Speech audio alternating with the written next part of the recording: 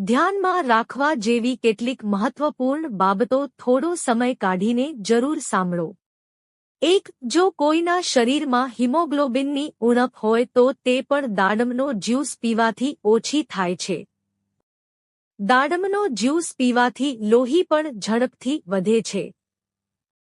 2. તકમરિયાનું પાણી પીવાથી શરીરને ઘણા ફાયદા થાય છે. આ બીજ ફાઇબરથી ભરપૂર છે, વજન ઘટાડે છે, તણાવ ઘટાડે છે, હાડકાને મજબૂત બનાવે છે, શરીરને ડિટોક્સ કરે છે અને પાચનમાં પણ સુધારો કરે છે. 3. તુલસીના બીજ વજન ઘટાડવામાં, પાચનમાં સુધારો કરવામાં, શરીરની આંતરિક બળતરા દૂર કરવામાં અને શરીરને મોસમી રોગોથી બચાવવામાં મદદ કરે છે. 4. કળસી હૃદય માટે ખૂબ સારી છે, કબજિયાત અને એસિડિટીથી રાહત આપે છે, વાળ ખરતા ઘટાડે છે અને સ્નાયુઓને મજબૂત બનાવે છે. 5. રોજ સવારે એક કેળાના સેવનથી સ્વાસ્થ્ય સંબંધિત અન્ય ફાયદા પણ મળે છે. 6. દૂધનું સેવન લોકો રોજ કરતા હોય છે, પરંતુ દૂધને પીધા બાદ તરત જ પાણી પીવામાં આવે તો પાચન સંબંધિત સમસ્યાઓ થવાનું જોખમ વધી જાય છે.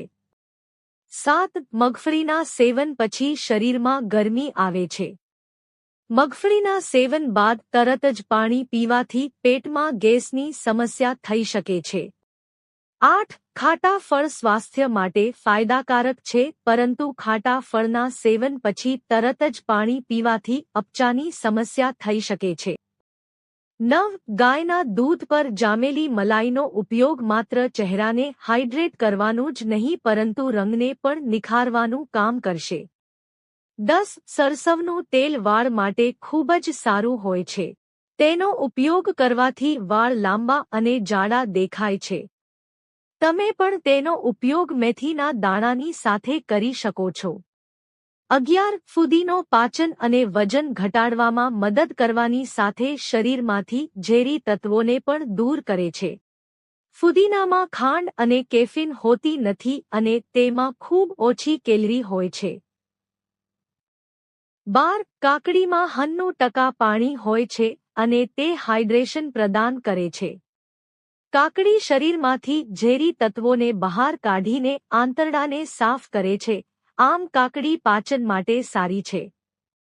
13. હળદરમાં હાજર કર્યુમિન નામનું તત્વ યાદશક્તિને સુધારવામાં અને તણાવ ઘટાડવામાં મદદરૂપ છે.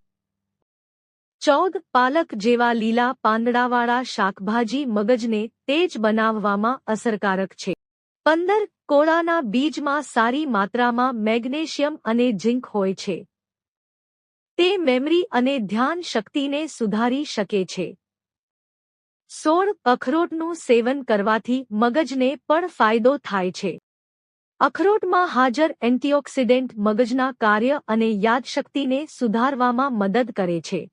17. બ્લૂબેરી એટલે કે જામુન એક એવું ફળ છે જે મગજ માટે ખૂબ જ ફાયદાકારક છે. તે મગજને મજબૂત બનાવે છે. મગજને વૃદ્ધત્વ અને યાદશક્તિની ખોટથી બચાવવામાં મદદ કરે છે. 18. શિયાળામાં તલના લાડુનું સેવન કરવાથી કબજિયાત જેવી સમસ્યાથી બચી શકાય છે. 19. ગુંદરના લાડુનું સેવનથી શરીરને ગરમી મળે છે, તેમજ ઘૂંટણના અને હાડકાના દુખાવામાં રાહત મળે છે. 20. મધ અને હળદરના સેવન સાંધાના દુખાવામાં પણ રાહત મળે છે.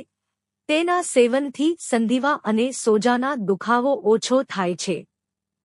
21. આંતરડાની ગંદકીની સફાઈ કરવા માટે સ્ટ્રોબેરીનું સેવન કરો.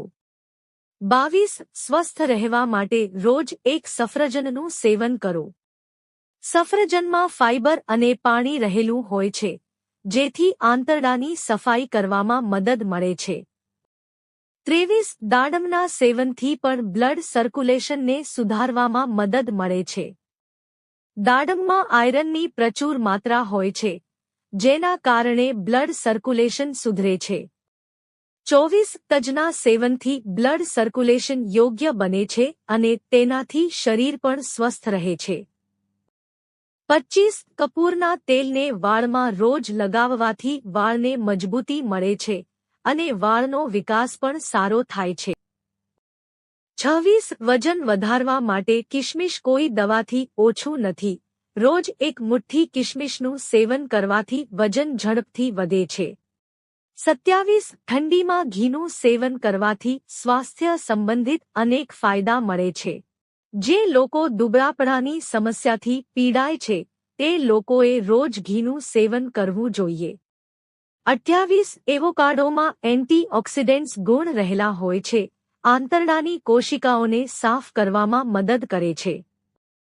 29 કદંબના કળમાં વિટામિન સી અને આયર્ન ભરપૂર માત્રામાં હોય છે જે એનિમિયાની સારવારમાં ફાયદાકારક છે. જે તમારા લોહીમાં હિમોગ્લોબિનની ઉણપને પૂરી કરવામાં મદદ મળે છે.